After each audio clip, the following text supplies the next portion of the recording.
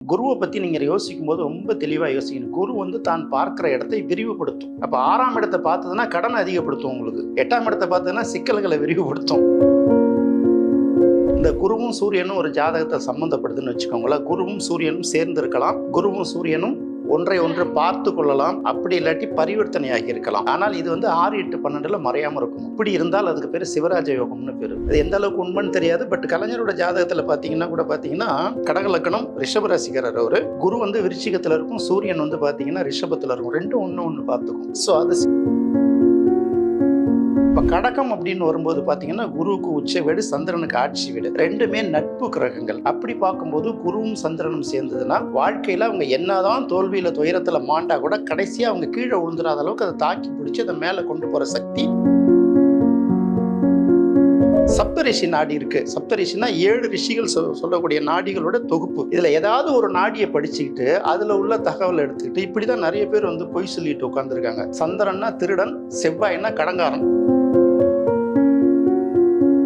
முன்னாள் முதலமைச்சர் ஜெயலலிதா ஜாதகத்துல பாத்தீங்கன்னா இந்த குருமங்கல யோகம் இருக்கும். சிம்மத்துல வந்து சந்திரனும் செவ்வாயும் சேர்ந்து இருக்கும். குரு வந்து கேந்திராதிபத்திய தோஷமா இருந்தா கூட குருவோட 9ஆம் பார்வை வந்து செவ்வாய்க்கு கிடைச்சிருக்கும். ஸோ அவங்க அந்த டாப் லெவலுக்கு போனாங்க. அந்த ஆசான் ஆகக்கூடிய தகுதியை வந்து பல பேர் எழுந்துருவாங்க. இப்போ குரு சனி உங்க ஜாதகத்துல சம்பந்தப்பட்டதுன்னா நீங்க வந்து ஜோசியம் பார்க்குற வேலையெல்லாம் விட்டுணும்.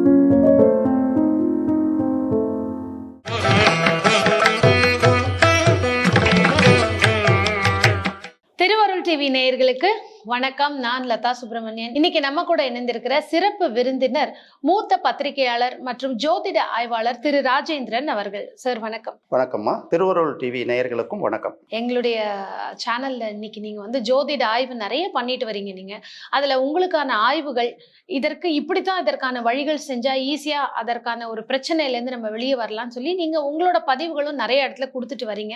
அதை நம்மளும் வந்து பார்த்துட்டு தான் வரோம். நிறைய நேயர்கள் உங்களை பார்த்துருக்காங்க. நம்ம இந்த 12 லக்னம் 12 ராசியில இந்த குரு உச்சமாறுது அப்படிங்கிற ஒரு இடம் வந்து கடக ராசியை சொல்லுவாங்க.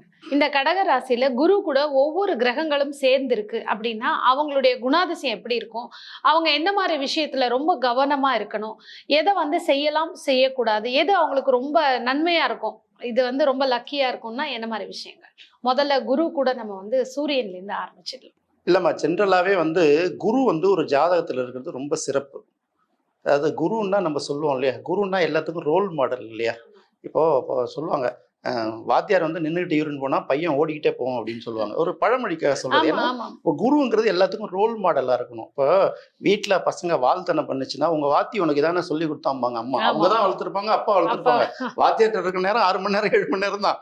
முதல்ல அப்படி சொல்றாங்க. இந்த வாத்தியார் குரு அப்படின்னு வரும்போது அம்மா அப்பாவுக்கு தாண்டி அந்த குருவுக்கு ஒரு மரியாதை உண்டு. இதுல வந்து அசுரகுருவும் எடுத்துக்கோங்க, தேவகுருவும் எடுத்துக்கோங்க. இந்த இடத்துல நீங்க கேட்கறது வந்து கடகத்துல உச்சமாகிற குருவை பத்தி கேட்குறீங்க. குரு அப்படிங்கும் போது உச்சமாகுது அப்படின்னாலே அவங்களுக்கு என்ன சொல்லுவாங்கன்னா, எங்க ஐயா எங்களுடைய குருநாதர் வசந்தான் என்ன சொல்லுவாருன்னா, ஒரு ஜாதகத்துல குரு கடகத்துல இருந்தா அவங்க என்ன லக்கணமா கூட இருக்கட்டும், குரு அந்த லக்கணத்துக்கு பகையா கூட எப்படி வேணாலும் இருக்கட்டும், அவங்களுக்கு வந்து இயற்கையாவே அந்த இஎஸ்பின்னு சொல்லுவாங்க இல்லையா, இந்த எக்ஸ்ட்ரா சென்சேஷனரின்னு சொல்லுவாங்க. அதாவது ஏதோ அது வருது இல்லையா, அது மாதிரி வந்து அவங்களுக்கு இயற்கையா ஒண்ணு வரும். அது வந்து என்ன துறையில வேணாலும் இருக்கலாம். நீங்க ஜோதிடத்துல இருக்கீங்களோ, மருத்துவத்துல இருக்கீங்களோ, இல்ல சாதாரண வணிகத்துல இருக்கீங்க, எதுல வேணாலும் இருக்கலாம். அவங்களுக்கு ஏதாவது வந்து ஒரு எக்ஸ்ட்ரா டிசிப்ளினரி டேலண்ட் வந்து இயற்கையா வரும். அது வந்து சின்ன வயசுலயே அவங்களுக்கு வருதா இல்லை கொஞ்சம் வயசான பிறகு வருதா அப்படிங்கிறதுலாம் தெரியாது. ரொம்ப முக்கியமா பார்க்க வேண்டியது வந்து அந்த குருவோட ஸ்பெஷாலிட்டிக்காக நான் சொல்றேன். 2வது, கடகத்துல குரு இருந்தால் அவங்க கம்பல்சரியா ஒரு வியாழக்கிழமை அன்னைக்கு திருச்செந்தூர் முருகனை தரிசனம் பண்ணிட்டு வர்றது ரொம்ப சிறப்பு.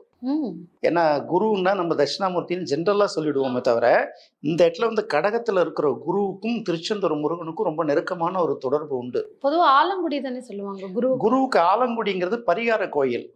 அந்த தட்சிணாமூர்த்தி அந்த இதெல்லாம் நம்ம சொல்றது. கடகத்துல குரு இருந்தா இது கடற்கரை. ஆமா, நீங்களே ஏற்கனவே சொன்னீங்க கடல் சார்ந்த இடம் தான் குரு. அப்ப அதுக்காக மட்டுமே இல்ல, கடகத்து குருவுக்கும் திருச்செந்தூருக்கும் ஒரு பெரிய தொடர்பு உண்டு. இதை நிறைய பேர் வந்து சொல்ல கேட்டிருக்கலாம். 2வது வந்து இந்த அதனால அந்த ஒரு செவ்வாய்க்கிழமை கூட வியாழக்கிழமை அன்னைக்கு இந்த கடகத்துல குரு இருக்கிறவங்க போய் வழிபட்டாங்கன்னா அது வந்து ஒரு மிகப்பெரிய சிறப்பு. இது என்ன லக்கணமா வேணாலும் இருக்கட்டும். பகையான வீடா போயிடுச்சுன்னு வச்சுக்கோங்களேன். சப்போஸ் அது 8ஆம் இடம், 6ஆம் இடம் அப்படி போயிடுச்சுன்னா என்னன்னா, அவங்களோட அந்த பவர் இருக்கு இல்லையா? இது வந்து நெகட்டிவா வேலை பார்க்க ஆரம்பிச்சுரும். குருவ பத்தி நீங்க யோசிக்கும்போது ரொம்ப தெளிவா யோசிக்கணும். குரு வந்து தான் பார்க்கிற இடத்தை விரிவுபடுத்தும். அப்ப 6ஆம் இடத்த பார்த்ததுன்னா கடன அதிகப்படுத்தும் உங்களுக்கு. நீங்க ரொம்ப கவனமா பார்க்கணும் குருவுல. 8ஆம் இடத்த பார்த்ததுன்னா சிக்கல்களை விரிவுபடுத்தும். 12ஆம் இடத்த பார்த்ததுன்னா செலவுகளை விரிவுபடுத்தும். அப்போ அதோட தன்மை அது செய்யுது. பார்க்குற இடத்த ஒரு பக்கம் புனிதமாகவும் நம்ம எடுக்கிறோம் அத. செலவு கொடுத்து உங்களுக்கு ஒரு பாடத்தை கத்துக் கொடுக்கலாம்ல. கண்டிப்பாக. செலவு பண்ணி கத்துக் கொடுக்காத அடி உதவுற மாதிரி அண்ணன் தம்பி உதவுலங்கிறாங்கல்ல. ஆமா. இந்த இடத்துல வந்து என்ன சொல்றீங்க? இது அடின்னா அந்த அடி இல்ல. இறைவனுடைய திருவடி அது எடுத்துக்கணும் இந்த இடத்துல. ஓகே. இறைவனோட திருவடியை பற்றி கொள்றது நம்ம சொல்றோம். கேக்குறது என்ன, சின்ன குழந்தைங்கள ஒரு அடி போடாம அவங்க வந்து சொல்றதை கேட்க சொல்றது இல்ல. மாட்டாங்க. இறைவனோட திருவடி அதான் அடி உதவுற மாதிரி அண்ணன் தம்பி உதவுமான இறைவனோட திருவடிக்கு சொல்றது. பட் நம்ம ரெண்டுத்துக்கும் யூஸ் பண்ணிக்கிறோம். நாயை கண்டா கல்ல காணும்ட்டு. அப்ப இந்த குரு எந்த இடத்துல இருந்தானா, அந்த குரு வந்து அந்த லக்கணத்துக்கு பாசிட்டிவா இருந்து அந்த குரு வந்து உங்களுக்கு அந்த எக்ஸ்ட்ரா டிசிப்ளினரி வரும்போது, அந்த பவர் எக்ஸ்ட்ரா சென்சேஷனரி பவர்ங்கிறாங்கல்ல, அது உங்களுக்கு வரும்போது அது உங்களுக்கு பாசிட்டிவான விஷயங்கள் இருக்கும். இப்போ நீங்க டாக்டருக்கு படிச்சுட்டு வரவங்க டாக்டருக்கு படிச்சு அந்த கண்டிஷன்ஸ்ல பண்ணுவாங்க. திடீர்னு அவங்களுக்கு ஒரு ஸ்ட்ரைக் ஆகும் தெரியுங்களா? ஏன் இதை இப்படி பண்ணா என்ன அப்படின்னு ஒரு ஐடியா தோணுதுல்ல. இதுதான் அந்த இடத்துல கடகத்தோட குரு வேலை பார்க்கும். இது நெகட்டிவா இருக்கும்போது நெகட்டிவ்ல என்ன பண்ணுவாங்க, வேற விஷயங்களுக்கு அந்த குரு வேலை பார்க்க ஆரம்பிச்சிடும். இது முதல்ல. பொதுவா இப்போ நான் ஜென்ரலாவே சொல்லிடுறேன். குருவோட ஒரு கிரகமும் சேரும்போது பார்க்கும்போது, இந்த குருவும் சுக்கிரனை பத்தி உங்களுக்கு ஃபர்ஸ்ட் சொல்லிட்டேன். அதை நம்ம அதிகமா சொல்ல தேவையில்லைன்னு நினைக்கிறேன். இந்த குருவும் சூரியனும் ஒரு ஜாதகத்தை சம்மந்தப்படுதுன்னு வச்சுக்கோங்களேன். குருவும் சூரியனும் சேர்ந்து இருக்கலாம். குருவும் சூரியனும் ஒன்றை ஒன்று பார்த்து கொள்ளலாம். அப்படி இல்லாட்டி பரிவர்த்தனையாகி இருக்கலாம். ஆனால் இது வந்து 6, 8, 12ல மறையாம இருக்கணும். இப்படி இருந்தால் அதுக்கு பேரு சிவராஜ யோகம்னு பேரு.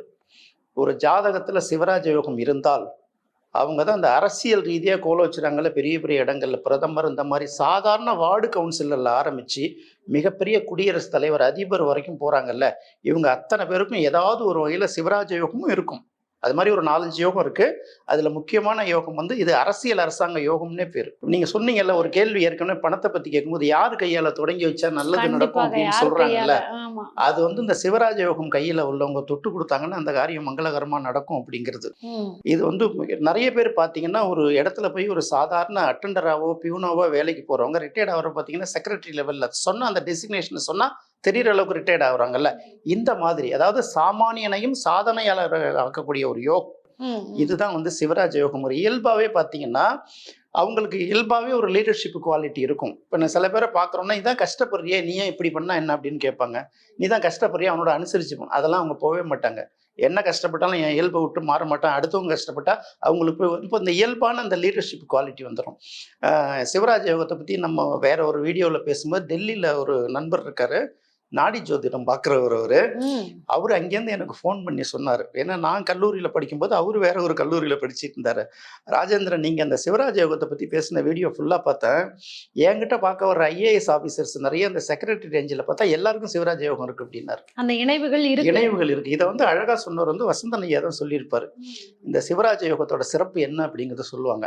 அப்படி சொல்லும்போது பாத்தீங்கன்னா இப்ப கவர்மெண்ட்ல இருக்காங்கல்ல, மற்ற இடங்கள்ல மற்ற தனியார் நிறுவனங்கள்ல வேலை பார்க்குறவங்க கூட இந்த டாப் லெவலுக்கு வந்துருவாங்க சீக்கிரமா. சின்னதுல இருந்து ஆரம்பிச்சு டாப் எண்ட்ல போய் வந்துருவாங்க. டாப் எண்ட்ல முடிப்பாங்க. சில பேருக்கு வந்து நிறைய போராட்டங்களை சந்திப்பாங்க. நீங்க ஜோ பைடன் ஜாதகத்தை பார்த்தா கூட இருக்கும். கடைசியா ரிட்டையர்ட் ஆகிற காலத்துல முக்கியமான பொசிஷன்ல உட்காந்து ரிட்டையர்ட் ஆயிடுவாங்க. அந்த இடத்துக்கு போயிடுவாங்க.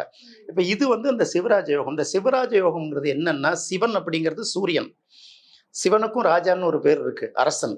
குருவுக்கும் அரசன் ஒரு பேர் இருக்கு, அரசுங்கிற ஒரு பேர் இருக்கு. இப்ப இந்த 2 கிரகம் சம்பந்தப்படும் போது நீங்க சோழ மன்னர்கள்ல ஒரு 100 பேர், நான் அதை சொன்னதுதான் திரும்ப திரும்ப பல இடங்கள்ல பேசிட்டு இருக்கேன், மக்களுக்கு போகட்டுமே. சோழ மன்னர்கள்ல ஒரு பேரை சொல்லணும்னா முதல்ல என்ன பேர் சொல்லுவீங்க நீங்க? ராஜராஜ சோழன். ஏன் அவரை மட்டும் சொல்றீங்க? அவரை விட அவங்க பையன் தான் வந்து பெரிய அளவுக்கு கடல் கடந்து தெற்காசியா முழுக்க கட்டியாண்டவன். ஆனா அந்த தஞ்சாவூர் பெரிய கோயில்னு ஒரு விஷயத்த சொல்றோம் இல்லையா, மறக்கவே முடியாது. உலக அளவுல வந்து இன்னைய சொத்து இல்லையா இந்தியால இருக்கிற. அப்ப ராஜராஜன் தானே நமக்கு வந்து சிறப்பு. எந்த ராஜேந்திரன் என்னதான் உயர்வா இருந்தா கூட ராஜராஜன்ங்கிறது ஒரு அது தன்னோட எந்த இடத்துலையும் தன்னோட புகழ் தன்னோட தந்தையை மிஞ்சிடக்கூடாதுன்னு எல்லாத்தையுமே ராஜேந்திரனே கட் பண்ணிட்டு வர்றாரு. ஏன்னா அது ஒரு சோழர்களோட வரலாற்றுல ஒரு பெரிய திருப்புமுனை, பெரிய அது வந்து ராஜராஜ சோழன் தான். அப்ப அவன் வந்து அந்த கோயிலை மிக உலக புகழ் பெற்ற ஒரு சிவன் கோயிலை கட்டுறான்னா அவனுக்கு அந்த யோகம் இருந்தால் தான் கட்ட முடியும். சிவராஜ யோகம். அதனால தான் சொல்லுவாங்க. அப்போ வந்து சாதாரண நிலையில இருக்கிறவங்க பெரிய லெவலுக்கு போகும்போது இந்த சிவராஜ் யோகம் வந்து கை கொடுக்கும். கலைஞர் வந்து அவரோட ஜாதகத்தையும் அதை நீங்க பார்க்கலாம். அது எந்த அளவுக்கு உண்மைன்னு தெரியாது. பட் கலைஞரோட ஜாதகத்துல பார்த்தீங்கன்னா கூட பார்த்தீங்கன்னா, கடக லக்னம் ரிஷப ராசிக்காரர் அவரு. குரு வந்து விருச்சிகத்துல இருக்கும், சூரியன் வந்து பார்த்தீங்கன்னா ரிஷபத்துல இருக்கும். 2ம் ஒண்ணு பார்த்துக்கும். ஸோ அது சிவராஜ யோகம். கலைஞர் வந்து நான் இந்த கலைஞர் டிவி, சன் டிவில வேலை பார்க்கும்போது கலைஞரோட அறிக்கையில சொல்லும்போது ஒரு இடத்துல சொல்லுவாரு. நீங்க வந்து சொல்றதெல்லாம் பொய் அப்படின்னு யாரோ சொல்லுவாங்க. அதுக்கு பதில் சொல்லுவார். ஆமா, எம்ஜிஆருக்கு நான் தான் புரட்சி நடிகர்னு பேர் வச்சேன்னு சொல்லிட்டு அந்த ஒரு லிஸ்ட் அப்படியே சொல்லிட்டே வருவார். கடைசியா சின்ன கலைவாணர், வித்தக கவிஞர் விஜய் வரைக்கும் சொல்லிட்டே வருவார். அதாவது அவங்க சொல்றது, அவங்க தொடங்கி வைக்கிறது, அதாவது நம்ம அரசியல் ரீதியா பல விமர்சனங்கள் வைக்கலாம். பட் அந்த இடத்துல போய் உட்காரணும்னா உங்களுக்கு அந்த யோகம் வேணும். சுபீட்சமா அது மேலும் மேலும் நீங்க வளரணும். வளரணும். நீங்க வந்து அரசியல் ரீதியா நம்ம யாரை வேணாலும் என்ன வேணாலும் குறை சொல்லி பேசிக்கலாம். இது கூட நமக்கு அவருக்கு சப்போர்ட்டான பதிவு இல்லை. நமக்கும் பல விமர்சனங்கள் உண்டு. இருந்தாலும் வந்து அந்த ஒரு ஜாதகத்துக்கு அடையாளத்துக்காக பார்க்குறோம். அப்படி பார்க்கும்போது அந்த இடத்துல சூரியனும் குருவும் சம்மந்தப்படும் போது அவர் ஒரு சிவராஜ் இன்னைக்கு கூட நானே வெளியீட்டு விழால நம்ம நிறைய பேசிட்டு இருக்கோம்ல. இறந்த பிறகும் வாழுறாங்க இல்லையா? இருக்கும்போதும் உச்சத்துல இருக்காங்க, இறந்த பிறகும் வாழுறாங்கல்ல. இதுதான் சிவராஜ யோகம். புரட்சி கலைஞர் எம்ஜிஆர் மாதிரி நிறைய பேர், அதாவது அவங்களுக்கு இந்த யோகம் தான் இருக்கான்னு தெரியாது, இன்னும் 2-3 யோகம் இருக்கு. அது மாதிரி நான் சிவராஜ யோகத்துக்கு கலைஞர் உதாரணம் சொல்றோம், குருமங்கல யோகத்துக்கு இன்னொரு தலைவர் சொல்லுவாங்க. அப்படி நம்ம சொல்றோம். அப்ப அவங்க தான் வந்து எதை தொட்டு கொடுத்தாலுமே அவங்களுக்கு வந்து அந்த கையால தொடங்கும். அவங்க கல்யாணம் பண்ணி வச்ச பேர் நிறைய பேர் வந்து அரசியல்ல எவ்வளவு பெரிய லெவலுக்கு வந்திருக்காங்க. இன்னும் சொல்ல போனா சசிகலா நடராஜனுக்கு அவர் தான் அவர் தலைமையில தான் கல்யாணமே நடந்திருக்கு அப்படிங்கிறாங்க. அவங்க அரசியல்ல எந்த அளவுக்கு பவர்ஃபுல்லா இருந்தாங்கன்னு கூட பார்த்துட்டு இருக்கோம். ஸோ அந்த கைக்கு வந்து அந்த மாதிரி ஒரு பவர் இருக்கு. அவங்க தொடங்கி வைக்கிறது ஜெயிக்கும் அப்படி சொல்லுவாங்க. தோக்கும் அது வேற விஷயம், நேரம் கட்டுமா. பட் இருந்தாலும் வந்து அந்த அமைப்பு எல்லாருக்கும் கிடைக்காது இல்ல. சில பேரை கூப்பிட்டு தானே சில விஷயங்களை பண்ண சொல்றாங்க. அதுக்கு வந்து அந்த சிவராஜ் யோகம்ங்கிறது முக்கியமானது. இதுதான் வந்து குருவுக்கும் சூரியனுக்கும் உள்ள தொடர்பு. ஸோ கடகத்துல இருக்கிற குரு சூரியன் நல்ல நிலைமையில இருந்து பார்த்ததுன்னா அதோட பவர்ஃபுல் இன்னும் அதிகமா இருக்கும். எப்படிதான் நம்ம எடுத்துக்கணும். அடுத்தது குருவோட சந்திரன் சந்திரனும் குருவும் அதே இடத்துல சேர்ந்திருக்கு கடகத்துல. சரி, இதுக்கு வந்து என்ன பண்ணுவோம், குருச்சந்திர யோகம் அப்படின்னு சொல்லுவாங்க. குருங்கிறது வந்து பாத்தீங்கன்னா அரசன் இல்லையா, அது வந்து சந்திரன். இப்போ குருவும் சந்திரனும் சேர்ந்திருந்தா ரெண்டுமே சுபக்கிரகம். முதல்ல வளர்ப்பிறையா இருந்தாலும் தேய்பிறையா இருந்தாலும் குருவோட சேரும்போது அது வந்து பவர் தான். இந்த இடத்துல நீங்க பாருங்க, சந்திரன் வந்து ஆட்சி பெற்றிருக்கு, குரு வந்து உச்சம் பெற்றிருக்கு. அப்ப இந்த இடத்துல என்ன பண்ணும், குருச்சந்திர யோகம்னாலே அவங்களுக்கு வந்து இன்னொரு இடத்துல கஜகேசரி யோகமா அது வேலை பார்க்கும். கஜம் அப்படின்னா யானை, கேசரின்னா சிங்கம். நம்ம சாப்பிடுற கேசரின்னு நினைச்சுக்க கூடாது. அப்போ அந்த ஒரு யானையும் சிங்கமும் சேர்ந்திருந்தால் என்ன பலன் அப்படின்னு கேட்கும்போது அந்த கஜகேசரி யோகத்தோட பலன் அப்படின்னு சொல்றாங்க. அப்ப இந்த குருவும் சந்திரனும் சம்பந்தப்படும் போது நீங்க நல்லா எடுத்துக்கோங்க.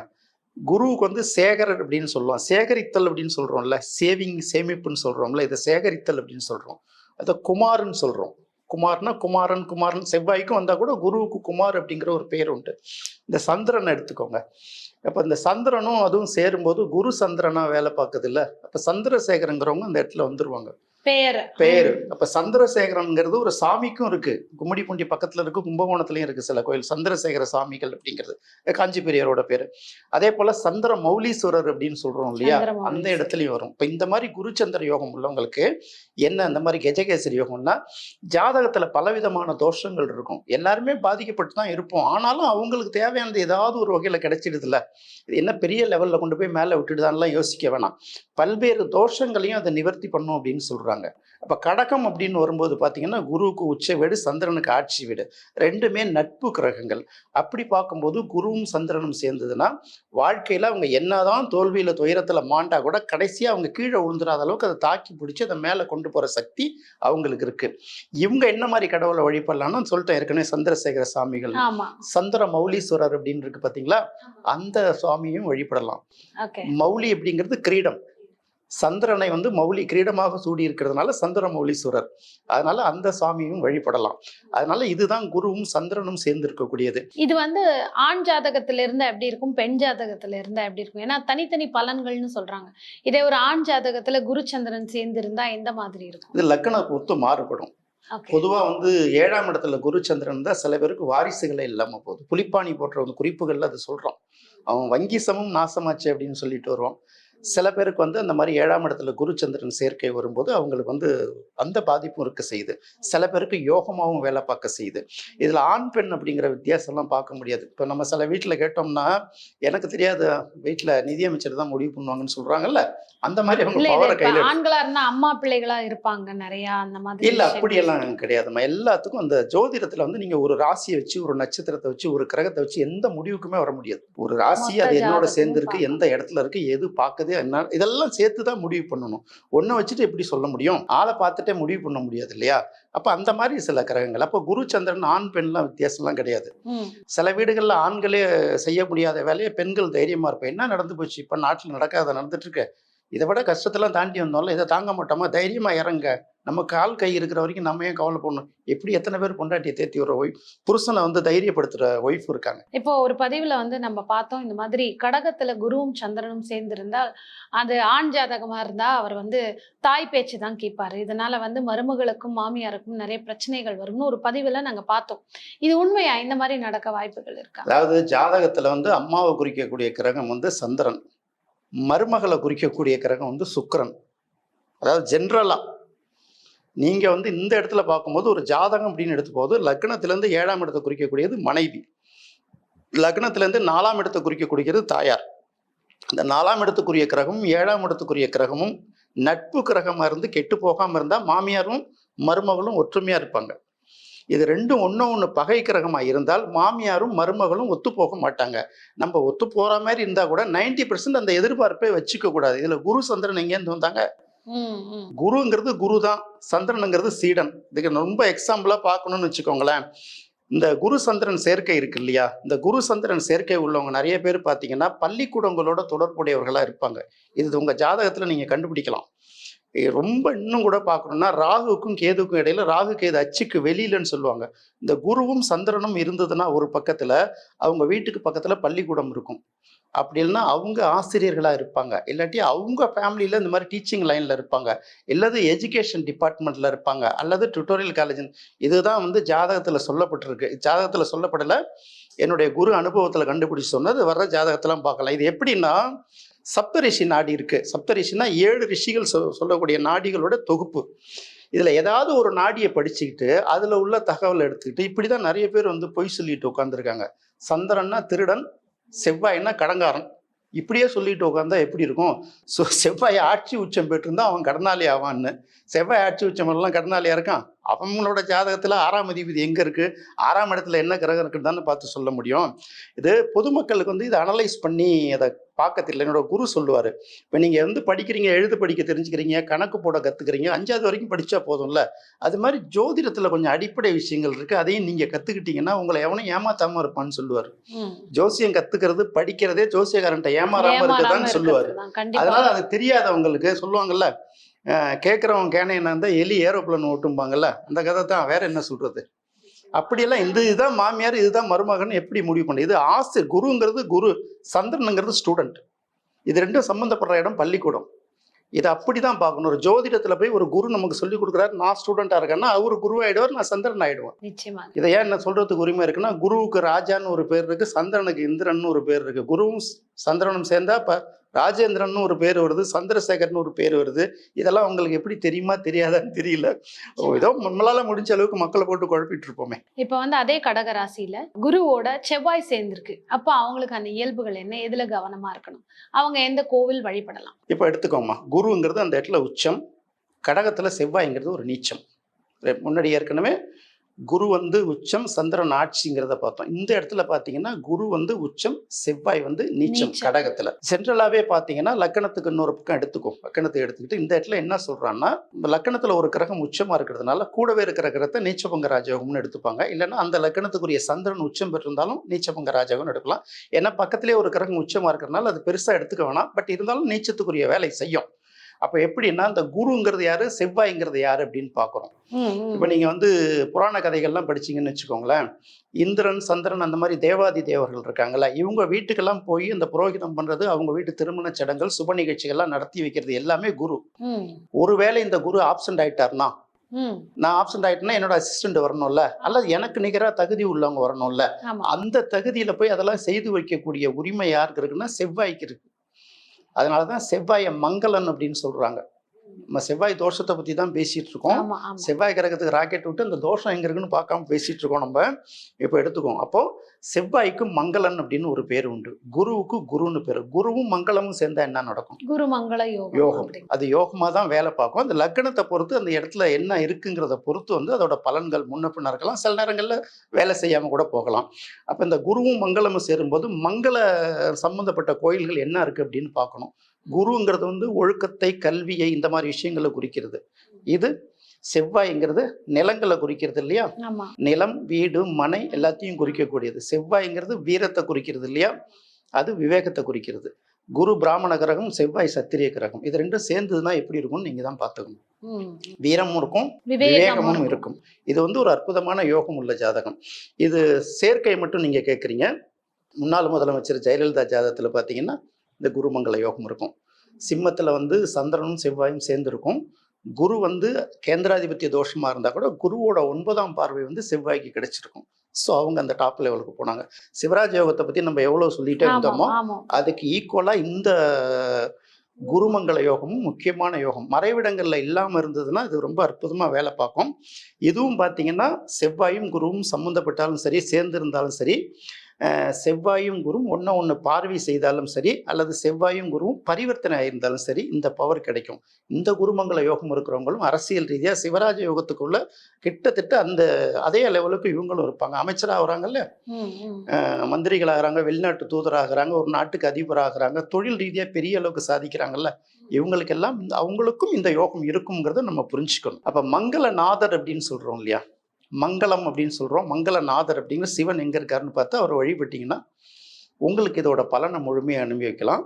உத்தரகோச மங்கை அப்படிங்கிற ஊரில் ம், ம். உத்திரகோசம். அந்த சிவனோட பேர் வந்து மங்களநாதர் தான். மரகத நடராஜர்லாம் இருக்குன்னு சொல்லிட்டு ஆமா இருப்பாங்கல்ல. ஆமா அதே மாதிரி மங்களநாதருங்கிற கோயிலில் எங்கெங்கெல்லாம் அந்த தனி கோயிலாக இருக்குன்னு தேவையில்ல, அந்த சந்நிதி இருக்கிற இடங்கள்ல வழிபட்டாலும் உங்களுக்கு அந்த பலன் வந்து கண்டிப்பாக கிடைக்கும். அருமை அருமை சார். அடுத்ததாக வந்து குருவோட புதன் சேர்ந்திருக்கு அப்படிங்கும்போது அவங்களுக்கான அமைப்பு என்ன? எந்த கோவில்ல அவங்க வழிபடலாம்? நீங்கள் கடகத்தில் உள்ள குரு மட்டும் கேட்குறீங்களா, பொதுவாக ஜென்ரலாக இல்ல, கேட்குறீங்க? கடகத்துல குருவோட இந்த கிரகங்கள் சேர்ந்திருந்தா. பொதுவாக வந்து குருவும் புதனும் பகை கிரகம். அதை முதல்ல முடிவு பண்ணிக்கலாம். அதை ஏன் கேட்குறேன்னா, இந்த ஒரு 9 கிரகங்களுக்கும் ஒரு வீடு பகை வீடாக வரும். புதனுக்கு வந்து கடகம் வந்து பகை வீடு. ம், ஸோ அதனால தான் நான் கேட்டுக்கிறேன். குருவும் புதனும் வேற இடத்துல இருந்தால் அதுக்கு வேற பவர். ம். கடகத்தில் வந்து குரு உச்சம், புதனுக்கு வந்து அது பகை. இதை தவிர So, உறவுகள்ல புதனை எந்த உறவு வந்து குறிக்குது சார்? புதன் வந்து தாய் மாமன் எடுப்போம். தாய் மாமன் உறவை குறிக்குது. எடுப்போம். அடுத்தது வந்து இந்த இளம் அப்படின்னு சொல்கிறோம்ல, ஒரு நாட்டோட இளைஞர் சக்தி இருக்குல்ல, இளம் பெண்கள் இளைஞர் சக்தி இருக்குல்ல, இதெல்லாம் புதன் தான். பச்சை பசேல்னு இருக்குல்ல, அதெல்லாம் புதன் தான். அறிவு வேற, புத்திசாலித்தனம் வேற இல்லையா? அறிவு வந்து இன்ஃபர்மேஷன் தான் கொட்டும், புத்திசாலித்தனம் ட்ரபிள் ஷூட்டிங் பண்ணும்ல. இந்த ட்ரபிள் ஷூட்டிங் புத்திசாலித்தனம்லாம் புதன் தான். புதனுங்கிறது வந்து திடப்பொருளையும் வராது, திரவ பொருளையும் வராது, பாதரசம். பெருமாள் எடுக்கிறோம்ல, மாயா அவதார மகாபிரபுன்னு சொல்லிட்டு அந்த மாயாவித்தனமான வேலைகள்ல பண்ணும். கல்விக்கு எல்லாத்துக்கும் இந்த ஜோதிடர், வழக்கறிஞர், ஆடிட்டர் எல்லாம் புதன் தான். இந்த கம்யூனிகேஷன் சம்மந்தப்பட்டது அத்தனையும் புதன் தான். அப்போ கடகத்தில் புதன் வரும்போது அது பகை வீடாக மாறிடுது. ரெண்டாவது குருவுக்கும் வந்து புதன் வந்து ஒரு பகை கிரகம். எப்படின்னா, இப்போ நம்ம உபயலக்கணங்கள் சொல்லிட்டு வரும்போது உபயலக்கணத்துக்கு வந்து குருவுக்கு புதன் பகை, புதனுக்கு வந்து குரு பகையாக இருக்குது. அது ரெண்டும் சேரும்போது வந்து அவ்வளோ நல்ல சேர்க்கையை எடுக்க முடியாது. வேற இடங்கள்ல இருந்தால் நம்ம கொஞ்சம் அதை பார்க்கலாம். ஏன்னா அந்த இடத்துல புதன் நீச்சமாக பகையாகிறதுனால கொஞ்சம் யோசித்து தான் பண்ண வேண்டியதாக இருக்குது. பொதுவாக அது குருவும் புதனும் சேர்ந்து இருந்ததுன்னா பார்த்தீங்கன்னா அதுக்குன்னு சில பலன்கள்லாம் சொல்லிக்கிட்டே வருவாங்க. இது வந்து முழுக்க கம்யூனிகேஷன் சம்மந்தப்பட்ட வேலைகள் தான். நிறைய பேர் இந்த மொபைல் ஃபோன் சம்மந்தப்பட்ட கம்பெனிகளில் வேலை பார்க்காங்க, சர்வீஸ் பண்ணுறாங்கல்ல, இந்த கம்யூனிகேஷன் சம்மந்தப்பட்ட விஷயங்கள்ல அதிகமாக வேலை பார்ப்பாங்க. கல்வி வர மாதிரியும் இருக்கும், வராத மாதிரியும் இருக்கும். ரெண்டுமே அந்த மாதிரி கொஞ்சம் அந்த இடத்துல கொஞ்சம் குழப்பத்தை கொடுக்கும். அந்த ராஜேஷ், மகேஷ், இந்த மாதிரி இஷ்ஷுன்னு வருது பாருங்க, நாகேஷ், ரமேஷ், இந்த மாதிரி பெயர்கள், சுரேஷ் வராது, இந்த மாதிரி இஷ்யூ வர்ற பெயர்கள் வந்து அதுலேருந்து நிறைய உதயமாகும். சில இடங்கள்ல வந்து இந்த குருவும் புதனும் சேரும்போது இந்த மெடிக்கல், இது விருச்சிகத்தோட சம்மந்தப்பட்டதுனால் இந்த மெடிசின் சம்மந்தப்பட்ட விஷயங்கள் சிறப்புன்னு சொல்கிறாங்கல்ல, அந்த சிறப்பாகவும் வேலை பார்க்கும். பட் கடகம்னு நீங்கள் பர்டிகுலராக கேட்குறதுனால இதுக்கு மேலே அதில் பெருசாக சொல்ல முடியாது. இப்போ புதனும் குருவும் சேர்ந்து இருக்கிற இடம்னா, ரமேஷ் அப்படிங்கிற பேர் என்ன இருக்குன்னா, ராமன் ஈஸ்வரன் சேர்ந்தது தான் ரமேஷ். அப்போ ராமேஸ்வரம் கோயில் வந்து இதுக்கு ஒரு பரிகார தலமாக எடுத்துக்கலாம். ராமநாத ஈஸ்வரருங்கிற சாமி இருந்தாலும் இது ஒரு பரிகார தலமாக எடுத்துக்கலாம். அடுத்ததாக முக்கியமா குரு சுக்கிரன் இணைவு எந்த மாதிரி ஒரு அமைப்பு இருக்கும்? இவங்களுக்கான கோவில் இந்த மாதிரி அமைப்பு இருக்கிறவங்க இந்த கோவிலுக்கு போனா கண்டிப்பா அது இன்னும் கொஞ்சம் பவர்ஃபுல் ஆக்கலாம். நல்ல வழியில அத எடுத்துட்டு போ முடியும். அவங்களுக்கான சக்சஸ்ஃபுல்லான விஷயங்கள்னா என்ன? குரு சுக்கிரன் சேர்க்கை வந்து நல்ல சேர்க்கை கிடையாதுமா, கிடையாது. கிடையாது. ஏற்கனவே ஒரு நிகழ்ச்சியில சொல்லியிருக்கேன். குருவும் சுக்கிரனும் சேர்ந்தா அது நல்ல இதுவ குடுக்காது. ஏன்னா 2 பேர் வந்து நீ பெரியவனா, நான் பெரியவனான்னு அடிச்சுக்கிட்டு அவங்களுக்குள்ள சண்டை போட்டாங்கன்னா, நடக்கிற விஷயங்கள் எல்லாமே தடைபட்டுடும். இதே பரிவர்த்தனை ஆயிருந்தா? பரிவர்த்தனை ஆயிருந்ததுன்னா அது யோகம். பரிவர்த்தனை ஆகியிருந்ததுன்னா, அதை விட யோகம். மறைவிடங்கள் இல்லாம பரிவர்த்தனை ஆகியிருக்கும். இப்போ ஒரு உதாரணத்துக்கு சொல்லும்போது, இப்போ கன்னியா லக்னம்னு வச்சுக்கோங்களேன் ஒருத்தங்க. 2ஆம் இடத்துக்குரிய கிரகம் வந்து சுக்கிரன், 4ஆம் இடத்துக்குரிய கிரகம் வந்து குரு. இப்போ இந்த 2ஆம் அதிபதியும் 4ஆம் அதிபதியும் பரிவர்த்தனை ஆயிருந்துன்னு வச்சுக்கோங்களேன், நீங்க என்ன கேள்வி கேட்டு நான் உளர்ந்தாலும் பலிக்கும். வாக்குஸ்தானத்தை அவ்வளவு அழகா சரி பண்ணிவிடும். இதை வசந்தன் ஐயா ஒரு நூல்லயே எழுதியிருப்பாரு. வித்தை ஸ்தானமும் வாக்குஸ்தான அதிபதி 2ம் சுபக்கிரகமா வந்து பரிவர்த்தனை ஆனதுனால, அவர்கிட்ட போய் யாராவது பலன் கேட்டாங்கன்னா, ஒரு 5 வருஷத்துக்கு முன்னாடி பஞ்சாங்கத்தை எடுத்து கட்டம் போட்டு சொல்லுவார். அந்த பலன் கூட கரெக்டா வரும் அப்படிம்பாங்க. ஏன்னா அவங்களுக்கு வந்து அந்த வாக்குஸ்தானமும் வித்தை ஸ்தானமும் ரொம்ப அற்புதமா வேலை பார்க்குங்கிறாங்க. இந்த சுக்கிரன் பரிவர்த்தனை ஆகிறது, குரு சுக்கிரன் பரிவர்த்தனை ஆகிறது, குரு சுக்கிரன் ஒன்றை ஒன்று பார்த்துக்கிறது, இது எல்லாமே நல்ல பலனை கொடுக்கும். ஆனால் இது சேர்க்கை மட்டும் பார்த்தீங்கன்னா அவங்களுக்கு வந்து நிறைய பாதிப்பு கொடுக்கும். இதுக்கு நிறைய பரிகாரங்கள்லாம் இருக்கு. பட் இதை வந்து நம்ம இங்க சொல்ல முடியாது. பட் ஒரே ஒரு விஷயம் மட்டும் எடுத்துக்கலாம். இந்த கோயில்னு வரும்போது சந்தன மாரியம்மன் கோயில் எடுத்துக்கலாம். சந்தன மாரியம்மன் கோயில். ஏன்னா சந்தனம்ங்கிறது குருவை குறிக்கும், மாரியம்மன்கிறது வந்து சுக்கிரன். அம்மன் மாரின்னாலே மழை. அப்போ மாரிங்கிறது மழையை குறிக்கக்கூடிய கிரகம் வந்து மழைக்கோள்கள்ங்கிறது ஒன்று வந்து சந்திரன், இன்னொன்று வந்து சுக்கிரன். அப்போ மாரியம்மன் எடுத்துக்கலாம் இல்லையா? அப்போ வந்து சந்தன மாரியம்மன் ஓரளவு பலன் கொடுக்கும். இன்னும் சில பரிகாரங்கள்லாம் இருக்கு. நாம வந்து சயின்டிஃபிக்காக சொல்றோம், அதை வியாபார ரீதியாக சொன்னால் இங்கே போட்டு உடைக்க முடியும். அதனால அதை நம்ம சொல்ல முடியாது. இன்னும் சில விஷயங்கள் இருக்கு. இந்த கோல்டு, சில்வர் இதெல்லாம் கொஞ்சம் அவாய்ட் பண்ணிக்கிறது கொஞ்சம் நல்லது. எது வந்தாலும் மேக்ஸிமம் மிக்சிங் பண்ணி போடுறது நல்லது. இதெல்லாம் வந்து அவங்கவுங்க ஜாதகம் அங்கே இருக்கிற இடத்த வச்சு தான் சொல்ல முடியும். பட் அதை பற்றி எங்கிட்ட ஃபோன் பண்ணிட்டு யாரும் கேட்காதீங்க. அதையும் நான் சொல்லிடுறேன். அதை நான் ப்ரொஃபஷனலாக அதை பெருசாக எடுக்கிறதில்ல, அவேர்னஸ்க்காக நீங்கள் தேடலாம். நம்ம என்னதான் டிரைவிங் நமக்கு கற்றுக் கொடுத்தாலும் நம்ம டிரைவ் பண்ணும்போது நமக்கு அதில் ப்ராக்டிஸ் பண்ணாதான் நமக்கு அதில் சாதக பாதகங்கள் தெரியும். அதுக்கு நோக்கி போங்க. பட் இது ஒன்றும் சேர்க்கை நல்ல சேர்க்கை அல்ல. இதுக்கு என்ன கடவுளை எடுக்கலாம் அப்படின்னு கேட்டீங்கன்னா தான் இப்போ நான் உங்களுக்கு சந்தன மாரியம்மன் சொல்றேன். அஷ்டலட்சுமிகள்ல விஜயலட்சுமி எடுத்து, சந்தானலட்சுமி எடுக்கலாம், விஜயலட்சுமி எடுத்தா இன்னும் ரொம்ப சூப்பர். கேசரி அல்லது பால்கோவா வச்சு படைச்சா அதை விட ரொம்ப சூப்பர். பட் அதுல இருந்து வெளியில வரணும். அதுக்கு வேற சில விஷயங்கள்லாம் இருக்கு. பட் அது உங்களுக்கு பெரிய அளவுக்கு பலனையும் கொடுக்காது. அதையும் நான் சொல்லிடுறேன். சந்தன மாரியம்மன் தான் ஓரளவு அந்த வியாழன் அல்லது வெள்ளிக்கிழமைகள்ல பண்ணலாம். பட் இது உறுதியாலாம் சொல்ல முடியாது. அந்த பொதுவாக அந்த சேர்க்கை நல்ல சேர்க்கை இல்லை. அது எந்த இடத்துல இருக்கோ அந்த இடத்துக்கு தகுந்த மாதிரி அந்த பாதிப்பு கொடுத்துரும். இதை சனி பார்த்துதுன்னு வச்சுக்கோங்களேன். சில பேர் சொல்லுவாங்கல்ல, கெட்டவன் கெட்டிடில் கெட்டிடும் ராஜயோகம்னு சொல்லிட்டு, இந்த குருவும் சுக்கிரனும் சேர்ந்து இருந்து அதை சனி பார்வை செய்துன்னா அந்த தோஷம் அதுல இருந்து விடுதலை கிடைக்கும். சில இடங்கள்ல நெகட்டிவாமா இருக்கும். நிறைய பேருக்கு இந்த மாதிரி பார்வை இருக்கும்போது அவங்களுக்கு வந்து அந்த இது என்னன்னா, தலைமை பதவியை பிடிக்க முடியாதுமா, வேற ஒன்றும் கிடையாது. எம்எல்ஏ ஆவீங்க, அமைச்சர் ஆவீங்க, தலைமை பதவியை பிடிக்க முடியாது. பெரிய போராட்டம் பண்ணி தான் பிடிக்கணும். வசதி வாய்ப்புகள்லாம் இருக்கும். இது என்னன்னா, அந்த சனி பார்க்கும்போது அந்த தோஷம் வந்து கொஞ்சம் உடையுது. அதுதான், வேற ஒன்றும் இல்லை. அதாவது 2 பேர் அடிச்சிட்டு இருக்கும்போது 3வது ஒரு வாட்டர் சாட்டமா வந்து இவனையும் அடிச்சா அவனையும் அடிச்சானா ஓடிப்படுவான்ல, இவனும் ஓடிப்படுவான் அவனும் ஓடிப்படுவான்ல. அது மாதிரி 2 மான்கள் சண்டை போட்டுட்டு இருக்கப்ப சிங்கம் வந்ததுன்னா என்ன பண்ணும்? இருக்கிற இடம் தெரியாம ஓடி போயிடும். அந்த மாதிரி வந்து சனி பார்க்கும்போது அதுக்கு ஒரு விதிவிலக்கு இருக்கு. அழகா சொல்லியிருக்கீங்க. அதற்கான நிவர்த்தி அடுத்தது அதே இணைவு தான், குரு சனி இணைவு கடகத்துல. அப்படிங்கும்போது அந்த ஜாதகருக்கு எப்படி இருக்கும்? ஜென்ரலாக என்ன சொல்லுவாங்கன்னா, பொதுவாகவே குரு சனி இணைவை வந்து இணைவும் சரி சேர்க்கையும் சரி அதை வந்து பெரிய இதாக எடுக்க மாட்டாங்க. சில வார்த்தைகள், அந்த சண்டாலம்ங்கிற வார்த்தையெல்லாம் நம்ம யூஸ் பண்ணக்கூடாது, தடை செய்யப்பட்ட வார்த்தைகள். இதுக்கு பேர் குரு சண்டால யோகம் அப்படின்னு சொல்லுவாங்க. பட் நம்ம அது என்ன புரியறதுக்காக சொல்கிறோம், மற்றபடி நம்ம யாரையும் இது பண்ணுறதுக்காக சொல்லலை. அது வந்து என்னன்னா, உங்களுக்கு குருவை பற்றி தெரியும்ல, குரு வந்து தூய்மையானவர்னு எடுக்கிறோம் இல்லையா. சனி வந்து எப்படின்னா அதுக்கு அப்படியே நேர் மாறானவர். இவங்க 2 பேரும் அது வந்து அந்த மாதிரி. அது குரு பொதுவாகவே கடகத்துல குரு உச்சம் அடையும் போது சனி அதோட சேர்ந்ததுன்னா கரெக்ட் தானே உங்களுக்கு. இப்போ ஒரு கழிவு நீருக்கும் குடிநீருக்கும் வித்தியாசம் இருக்கு இல்லையா. ஒரு அசுத்த நீர் அதோட போய் கலக்கக்கூடாதுங்க. சனி அதுக்காக அசுத்தம் சொல்ல, அவர் தான் நீதிபதி. பட் இவங்க 2 பேரும் சேரும்போது உங்களோட இயல்பு மாறிடுங்கிறதுக்காக சொல்றாங்க. அப்ப அது வந்து நல்ல செயற்கையாகிறது. அந்த ஆசான் ஆகக்கூடிய தகுதியை வந்து பல பேர் எழுந்துருவாங்க. இப்போ குரு சனி உங்க ஜாதகத்துல சம்மந்தப்பட்டதுன்னா நீங்க வந்து ஜோசியம் பார்க்குற வேலையெல்லாம் விட்டுடணும். அடுத்தவங்களுக்கு ஆசானா இருக்கிற வேலையெல்லாம் விட்டுலாம். இதெல்லாம் எங்க குரு ரொம்ப தெளிவா சொல்லியிருக்காரு. பட் மாற்று ஏற்பாடுகள் இருக்கும். அந்த ஜாதகத்துல இன்னும் வேற அமைப்பு நல்லா இருந்தா எடுக்கலாம். அப்ப இது என்ன சொல்றாங்கன்னா, ஆனா அதுக்குள்ளேயே அந்த சனியோட நட்சத்திரம் இருக்கே, பூசம் கடகத்துக்கு அதனால நீங்க சொல்ற மாதிரி. அதனால சோ அந்த அந்த நட்சத்திரக்காரங்களுக்கு குருவோட ஏதாவது சேரக்கூடாது, அவ்வளவுதானே. 2 பேர் வந்து மோசமான ஆட்கள் பஸ் ஸ்டாண்ட்ல சந்திச்சான்னா, கண்ணு பேங்க்ல பார்த்தாங்க. சந்திச்சான்னா, மோசமானவர்கள் தானே. மோசம் தான் ஒரு நல்லவன் ஒரு கெட்டவன் நம்ம சுபாவத்தால சொல்றோம். சனி அதுக்குன்னு ரொம்ப நல்ல கெட்டவன் இவன் அப்படிலாம் நம்ம எடுக்கிறது இல்ல. ஜாதகத்துல சொல்லப்பட்ட விதங்கள் வந்து என்ன சொல்றாங்கன்னா, 2 கிரகம் 2மே நேர் எதிர்மாறான கிரகம் இல்லையா? சூரியன் சனி கூட அப்படிதான். அப்ப குருவோட எடுக்கும்போது பாத்தீங்கன்னா, குரு வந்து நிதி நிறுவனங்கள், வங்கி இதெல்லாம் சொல்லிட்டு வருது. அது வந்து பாத்தீங்கன்னா, இது எல்லாத்தையும் மறுத்து பேசிட்டு வர்றது வந்து இது. இப்ப இது என்னன்னா, இதுல ஒரு ரகசியம் எங்க ஐயா சொல்லிக் கொடுத்த ரகசியத்தான் சொல்றேன். குருவுக்கு உரிய நிறம் வந்து மஞ்சள் தெரியும் இல்லையா? சனிக்கு உரிய நிறம் சில பேர் கருப்புங்கிறாங்க, சில பேர் வந்து அந்த நீலம் டார்க் தான். ப்ளூ நீலம் சொல்றாங்க. நீலம் தான் எடுக்கணும். டார்க் டார்க் நீலம் ப்ளூ. தான் எடுக்கணும். எப்படின்னா மகரத்துக்கும் கும்பத்துக்கும் ஒரு சின்ன டிஃபரன்ஸ் இருக்கு. பட் மேஜரா நீலம் தான் எடுப்பாங்க.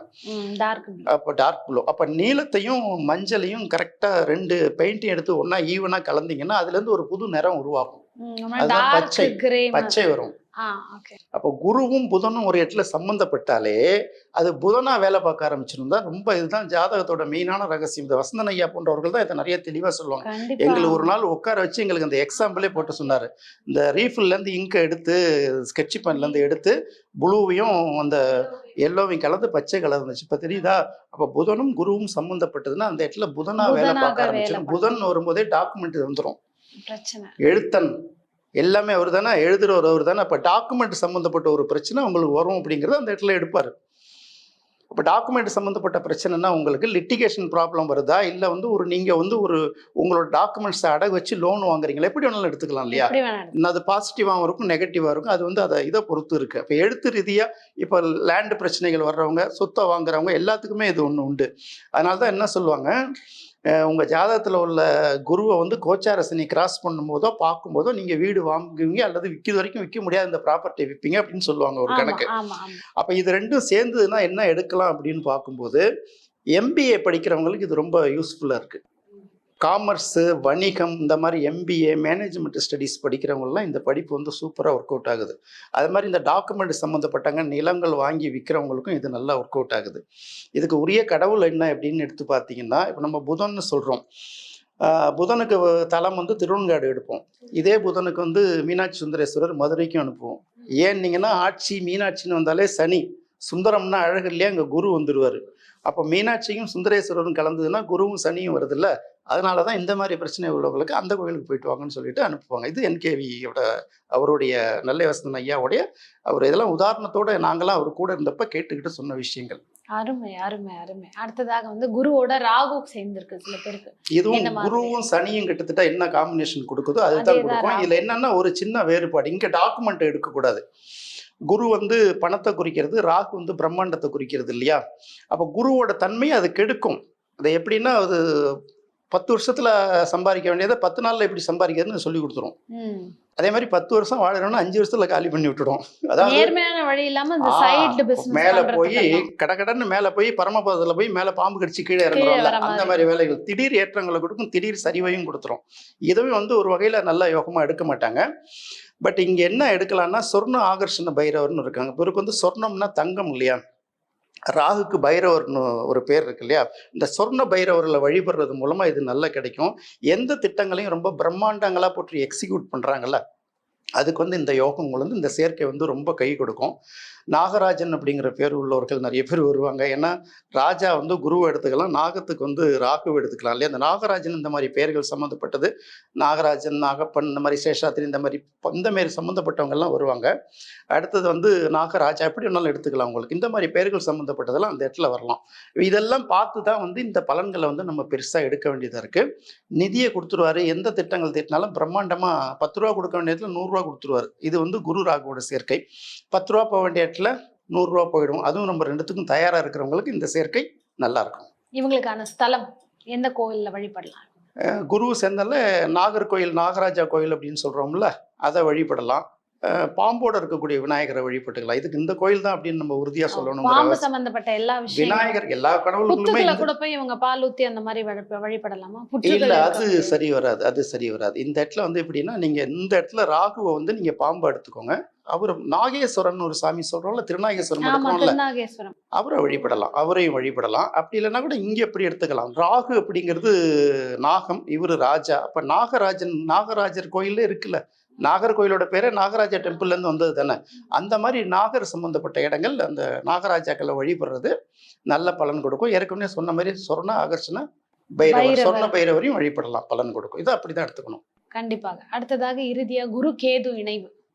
ஆமா, குரு கேது இணைவும் கிட்டத்தட்ட அது ஒரு நல்ல இணைவு கிடையாதுமா. கிடையாதுதான். கிடையாது. குரு ராகு கூட ஓரளவு பரவாயில்ல. குரு கேது இணைவு வந்து அவ்வளோ ஒரு நல்ல இணைவு கிடையாது. கிட்டத்தட்ட இதுவும் அந்த மாதிரி பெயர்களை எடுக்கலாம். இது வந்து பார்த்தீங்கன்னா, குரு வந்து அறிவை கொடுக்குது இல்லையா? குருங்கிறது அறிவு. அதாவது ஃபைலிங் கிளர்க்கு. அதில் வந்து நுணுக்கத்தை இது கொடுக்கறது வந்து கேது. இப்போ ராகு எப்படின்னா, ஒரு கிரகத்தோட சேர்ந்ததுன்னா அந்த கிரகத்தை ஆக்டிவேட் பண்ணி மல்டிபிள் பண்ணி விட்டுரும், ஆக்சிலேட்டர் கொடுத்து விடும். கேது என்ன பண்ணோம்னா அப்படியே அதை அந்த டவுன் சொல்லுவாங்கல்ல, பண்ணிடும் ஃபுல்லா. நம்ம சொல்றோம்ல, பங்கு சந்தையில காளை சந்தை கரடி சந்தைன்னு, கரடிக்கிட்ட எது கிடைச்சாலும் அது கழுத்தை நெரிச்சு அப்படியே கழுத்தை அமைச்சு நெரிச்சு. கீழே அமுக்கும்ல, அது மாதிரி இந்த கேது என்ன பண்ணும், அப்படியே கீழே அமைக்கிடும், அதோட ஸ்பீடெல்லாம் குறைச்சிடும். அப்ப என்னன்னா, இந்த குருவோட காரகத்துவம் எல்லாத்தையுமே வந்து சனி வந்து தடை பண்ணிடும், அந்த கேது வந்து தடை பண்ணிடும். அப்ப அதனால அந்த இடத்துல பார்க்கும்போது பார்த்தீங்கன்னா, அவங்க அறிவு வந்து ஒரு இடத்துல பயன்பட முடியும். நான் என்னதான் படிச்சிருக்கேன், நல்லா பேசுறேன், எனக்கு பயன்படுத்திக்கலன்னா அதனால என்ன பிரயோஜனம், அப்படி வந்துடும். இதுக்கு வந்து பார்த்தீங்கன்னா, நீங்க என்ன கடவுளை வழிபடலாம், அது நல்ல பெரிய நல்ல சேர்க்கைலாம் சொல்ல முடியாது. சில பேர் அறிவு நுணுக்கம்லாம் சொல்லிட்டே இருப்பாங்களே தவிர, பொதுவா நம்ம ஏற்கனவே பேசணும் இல்லையா, ராகு கேதுங்கிறது உங்களுக்கு லிட்டிகேஷன், உங்களுக்கு கொடுக்கக்கூடிய தண்டனை. 3, 6, 10, 11ஆம் இடத்தை தவிர கேது எங்க இருந்தாலும் அது நமக்கு சாபம். 3, 6, 10, 11ல இருந்தா வரம். அது கூட சேர்க்கிற கிரகத்தை வந்து அதோட தன்மையை வந்து இது மாற்றி அமைச்சிடும், பிரேக் போட்டுடும். அப்போ குரு வந்து அறிவுல சிறந்தவராக இருப்பார் இல்லையா, நல்ல அறிவு இருக்கும், அதை நல்லதுக்கு பயன்படுறதுக்கு மனசு வராம சில நேரத்தில் டிஸ்டர்ப் ஆகிடும். நல்ல விஷயங்கள்லாம் பேசுறப்ப பேசாம விட்டுவிட்டு தவறான விஷயங்களை பட்டுன்னு சில பேர் பேசிடுவாங்க, பார்த்துருக்கீங்களா? அது அவங்களோட கேரியரே சில நேரங்கள் ஆஃப் பண்ணிடும், இந்த மாதிரி வேலைகளை செய்ய வச்சிடும். இப்போ இப்படி பார்த்தீங்கன்னா, கேதுக்கு விநாயகரையும் எடுக்கலாம், குருவுக்கு வந்து என்ன எடுக்க போறீங்க, நீங்க எந்த ராஜான்னு பேர் எடுக்கலாம் இல்லையா? அப்போ விக்னேஷ் ராஜான்னு ஒரு பேர் வருது இல்லையா, நிறைய பண்ணலாம். இடத்துல வர வாய்ப்பு. குருவுக்கு அரச மரத்தை எடுத்துக்கலாம், கேதுக்கு விநாயகர் எடுக்கலாம்ல. அப்ப அரச மரத்தடி விநாயகரை வழிபடலாம்ல. இந்த மாதிரி வழிபாடுகளை நோக்கி தான் நம்ம வந்து போய் எடுக்கணும். இது வந்து இதுக்கு வந்து இந்த குரு கேதுக்கு ஒரு நல்ல பலனா இருக்கும். இடத்தை பொறுத்து, லக்னத்தை பொறுத்த அளவுக்கு அதோட பலன்கள் மாறுபடும். அதை தெரிஞ்சுக்கிட்டு தான் நம்ம பலன் சொல்லணும். அருமை. ஏன்னா இந்த பதிவு வந்து ஒரு தேவையான பதிவா இருந்து. ஏன்னா பாக்குறவங்களுக்கு என்னன்னா, எனக்கு இந்த மாதிரி காம்பினேஷன்ஸ் இருக்கு, பொதுவா நீங்க இந்த கோயிலுக்கு போங்க அந்த கோயிலுக்கு போங்கன்னு சொல்லாம, 2 கிரகங்கள் இணைவு அது எந்த இடத்துல இருக்கு, அதற்கான தெய்வத்தை தேடி போகணும். ஏன்னா இந்த தெய்வங்கள் இவ்வளவு வெரைட்டி ஆஃப் தெய்வங்கள் உருவானதே இந்த கிரக தோஷத்துல இருந்தும் கிரக இணைவுக்கு அவங்களுக்கு ஒரு நிவர்த்தி கிடைக்கணுங்கிறதுக்காக தான் இவ்வளவு தெய்வங்களையே நம்ம வந்து இந்து தர்மத்துல உருவாக்கி வச்சிருக்கோம். ஸோ இந்த பதிவு எல்லோருக்குமே ஒரு பயனுள்ள பதிவா இருந்திருக்கும். அடுத்த ஒரு பதிவுல சந்திக்கிறோம் சார். வணக்கம், நன்றிம்மா.